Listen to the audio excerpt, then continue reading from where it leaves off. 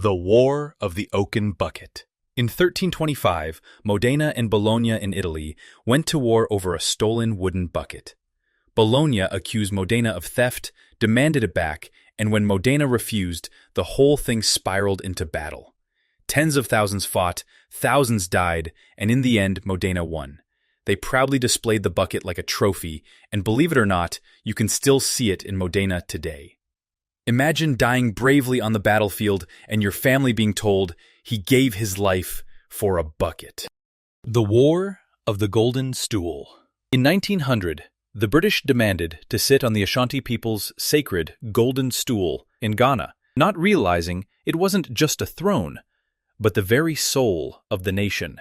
The Ashanti fought back fiercely. Though the British had guns and numbers, the Ashanti resisted with passion and pride. The stool was never surrendered, proving that sometimes a symbolic object is worth more than an empire's demand. The British ended up embarrassed, and the Ashanti kept their culture intact. The War of the Whiskers. In 1325, France and England clashed in what's now jokingly remembered as the War of the Whiskers. The cause? A petty dispute between noble families about fashion and facial hair that spiraled into a wider conflict. Knights fought duels, insults about beards were hurled, and pride was on the line. Though it eventually blended into bigger Anglo-French conflicts, its origins are so laughable you'd think it was a Monty Python skit. Imagine kings risking everything because one man mocked another's mustache. The War of the Insane Empress. In 1768, Russia's Empress Catherine the Great faced the Ottoman Empire. But what triggered hostilities wasn't just politics. It was a bizarre rumor that the Ottomans supported a pretender who claimed Catherine had been replaced by an imposter. Whispers spread, paranoia brewed, and soon both sides escalated into full-scale war. Tens of thousands perished over a wild conspiracy theory that sounds like something cooked up on a sketchy internet forum. Proof that nonsense rumors can be deadlier than any army. The War of the Cheese. In the 1840s, Uruguay and Argentina had tensions already, but one spark came from, you guessed it, cheese. Smuggling disputes over cheese imports spiraled into armed clashes along the border. Soldiers literally looted dairies and fought over control of cheese shipments. While the broader politics were complex, history remembers it for the absurdity of muskets fired because of dairy. Entire regiments marching and dying just to control the cheese trade. The War of the Stray Dog. In 1925, a Greek soldier chased his runaway dog across the border into Bulgaria. The Bulgarians shot him. Greece retaliated, and soon both sides exchanged fire.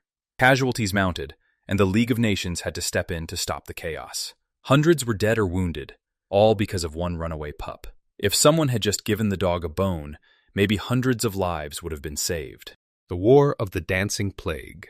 This one isn't officially called a war, but in 1518, Strasbourg, France, people literally danced themselves to death. Hundreds were caught up in a dancing mania, collapsing from exhaustion. Local leaders treated it like an enemy attack, even hiring musicians to play the madness out. Instead, more people joined in, and dozens died. No swords, no cannons, just sheer absurdity. It shows that sometimes the most destructive wars aren't against people, but against mass hysteria. The War of the Pigs and Potatoes. In the 1840s, Prussia and Switzerland nearly fought a war when Swiss farmers accused Prussian troops of stealing potatoes and pigs near the border. Skirmishes broke out, shots were exchanged, and for weeks both sides mobilized armies. Eventually, cooler heads prevailed, but not before people seriously thought Europe might erupt over pigs and potatoes. Forget freedom and glory. This was about breakfast and dinner. The War of the Buttons.